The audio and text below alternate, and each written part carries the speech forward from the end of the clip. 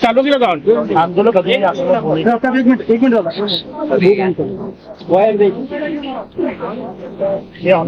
मराठा दादा एक दादा एकच अरे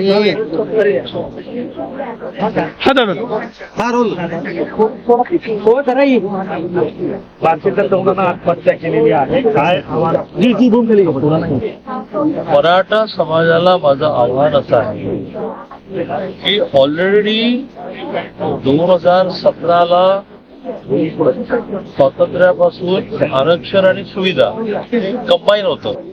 ज्याला आरक्षण त्याला सुविधा, ज्याला आरक्षण त्याला निम्मी फी, ज्याला आरक्षण त्याला हॉस्टेल, ज्याला आरक्षण त्यांना करण्यासाठी बिनव्याजी कर्ज. ते 2017ला त्यावेळेच्या मुख्यमंत्री वाणिज्य वेगळं केलं. इकडे आरक्षण नाहीये अशांना सुद्धा आरक्षण असल्यानंतर त्यांना सगळ्या सुविधा दिल्या. निम्मी फी सरकार ओबीसी सरकार ज्याचं ज्याला ओबीसी नाही म्हणजे आरक्षण देऊन त्यामुळे दिलंय 17 तोपर्यंत जे ओबीसी ना ते बरं नाही. अशी फक्त इतर एक गोष्ट मोस्ट नाही विदेशातली स्कॉलरशिप महाराष्ट्रासारखी सारथी महामंडळ अशा एकूण एक गोष्टी आपण केल्या. आरक्षण दिलं, टिकवलं, कोर्टात टिकवलं. सरकार बदललं, नवीन सरकारला ते टिकवता आलं नाही, त्यामुळे ते आधी स्टे मिळाला, मग गेलं. नवीन सरकार आल्यानंतर दोन्ही सरकार गेल्यानंतर पुन्हा एकनाथ शिंदेने 10% आरक्षण दिलं. या 10% आरक्षणाला टिकवण्यासाठी सगळी कायदेशीर लढाई आपण लढतो. आता असं असताना अशा घटना घडणं हे मनाला भेटणार येणार आहे. समाजाला आवाहन करतो की तरीही काही गोष्टी हव्या आहेत. त्यासाठी लोकशाही मार्गाने आंदोलन करणं हा मार्ग आहे, आत्महत्या करणं हा मार्ग नाही. आत्महत्या करण्यातून दबाव निर्माण करतो असं आपण आपल्या कुटुंबाची सगळी वातावरण माझं आव्हान आहे.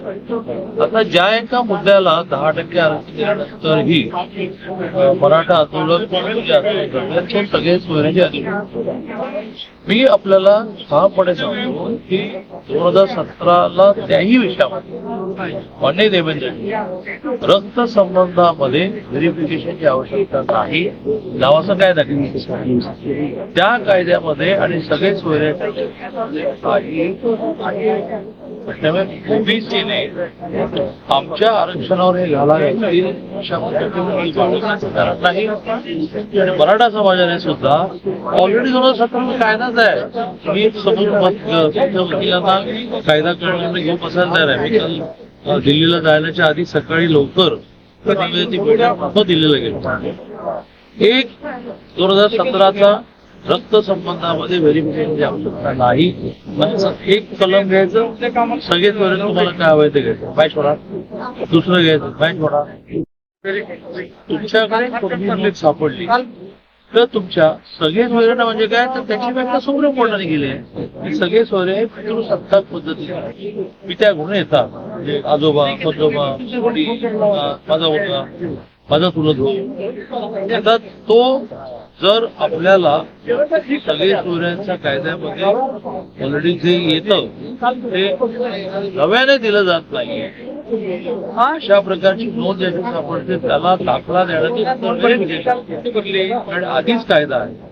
सोपं व्हावं म्हणून रक्तदानामध्ये व्हेरिफिकेशन आवश्यक कायदा केला.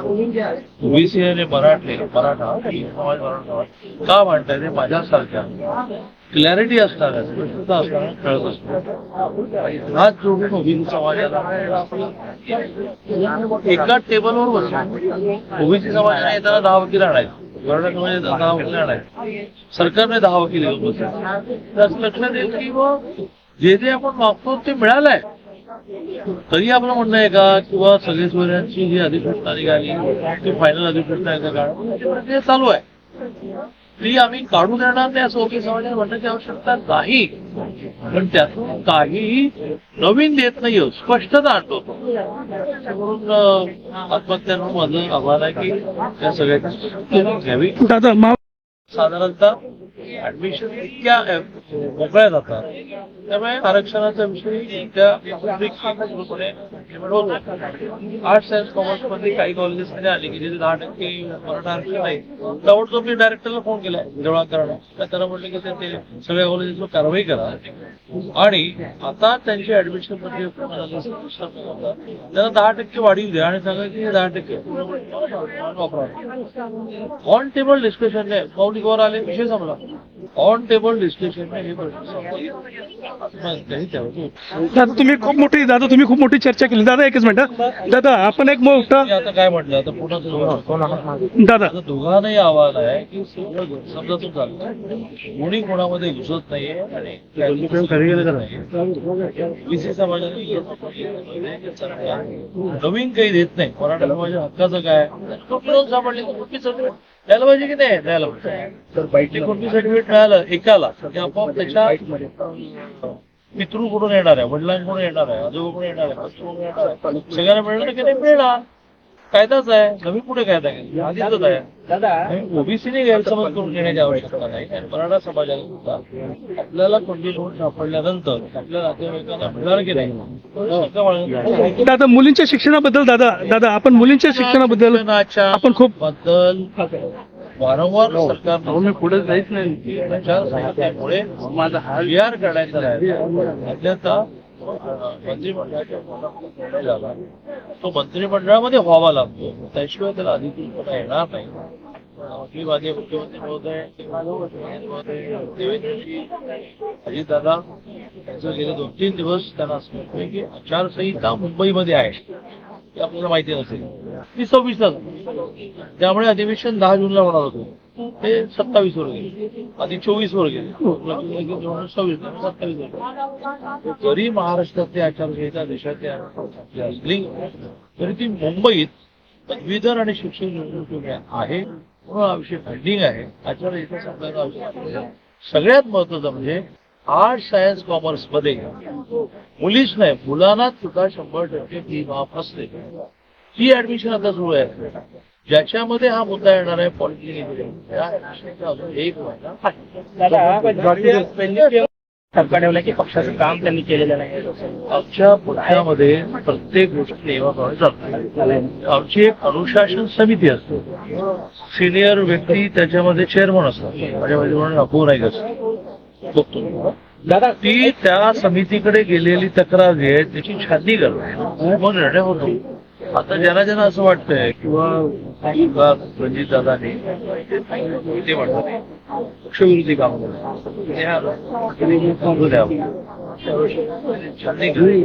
दोषी असले, मी दोषी असतो, माझ्यावर कारवाई झाली, ते दोषी असतो त्याच्यावर. अनुभव काय सांगतो दादा तुमचा की असं यापूर्वी तरी घडलेला आहे? सर तुम्ही हात लईच पुढे घ्या ना.